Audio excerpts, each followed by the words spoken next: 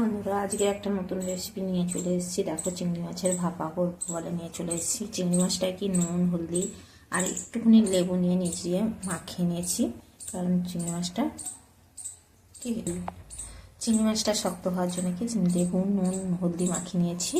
এবারে কি সব মশলা মাখাবো। মশলাটা করে নিয়েছি। মশলাটাকে গরম মশলা আর হচ্ছে আদা রসুন পেঁয়াজ গোটা শুকনো লঙ্কা বেটে নিয়েছি।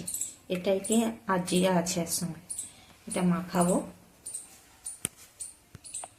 মশলাটা দিয়ে দিয়েছি, হলদিটা দিয়ে দিচ্ছি, তেল মাখিয়ে নিচ্ছি।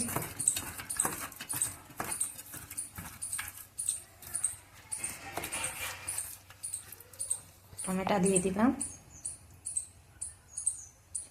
একটা কাঁচা লঙ্কা দিয়ে দিলাম, উপর দিয়ে সরষের তেল দিয়ে দিলাম,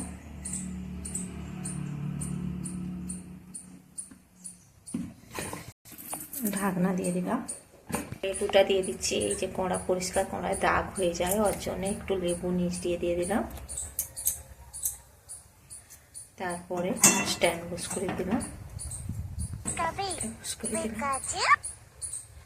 10 মিনিট পরে কি চলে এলাম। দেখো বন্ধুরা, এই যে কত সুন্দর হয়ে গেছে। লাভিয়ে নেব। দেখো হয়ে গেছে, কত সুন্দর কালার এসছে, আর খোলার সঙ্গে সঙ্গে সেন্টও খুব সুন্দর বেরিয়েছে, রং এসছে। কি এবারে তোমরা তো বাড়িতে বানিয়ে এভাবে করে খেয়ে দেখো কেমন লাগে, কমেন্টে জানাবে। ভিডিওটা এই